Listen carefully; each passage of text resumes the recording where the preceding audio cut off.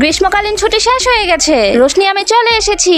আরে এরা কারা? আমাদের রুমে নতুন দুজন সিনিয়র এসেছে। তুমি ওদের থেকে একটু সাবধানে থেকো। ঠিক আছে। তুমি কি এই রুমেই থাকবে নাকি? হ্যাঁ সিনিয়র, আমরা কিছু রুলস বানিয়েছি যেগুলো তোমাদের মানতে হবে। প্রথম রুলস, আমি একদমই পছন্দ করি না কেউ আমার মতো কাপড় পরুক। দ্বিতীয় রুলস, আমার জিনিসে কেউ হাত দিতে পারবে না, এটা আমার একদম পছন্দ না। তৃতীয় রুলস, কেউ জোরে কথা বলতে পারবে না, চিৎকার চেঁচামেচি আমার একদম পছন্দ না। বুঝে গেছি সিনিয়র আপুরা। আরে ইয়ার, এই সিনিয়ররা তো একটু বেশিই বদমাশ। ওদের সাথে থাকাটা খুব কষ্ট হয়ে যাবে। শুধু 1 বছর কষ্ট করে সহ্য করে নেই, তারপর তো ওরা গ্রাজুয়েট করে চলেই যাবে। হ্যাঁ ঠিক আছে। তোমার লিপস্টিকটা খুব সুন্দর। এটা আমার লিপস্টিক, বলেছিলাম না কেউ আমার জিনিসে হাত দিবে না।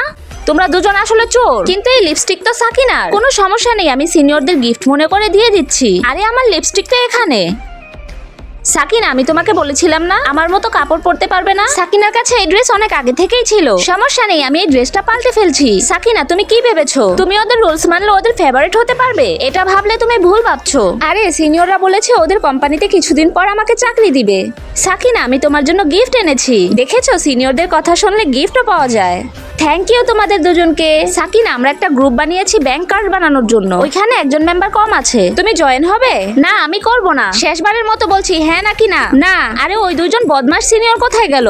আমি ওদের নামে কমপ্লেন করেছি। ওরা কলেজের সব জুনিয়রদের বিরক্ত করতো, তাই প্রিন্সিপাল ওদের কলেজ থেকে বের করে দিয়েছে। এর মানে আমরা দুজন এখানে শান্তিতে থাকতে পারবো। রুলস থাকা ভালো, কিন্তু সবকিছুরই একটা লিমিট থাকতে হয়। ঠিক বলেছো। হ্যালো সিনিয়র, আমরা দুজন ফার্স্ট ইয়ারের স্টুডেন্ট। আমাদের এই রুমে শিফট করেছে।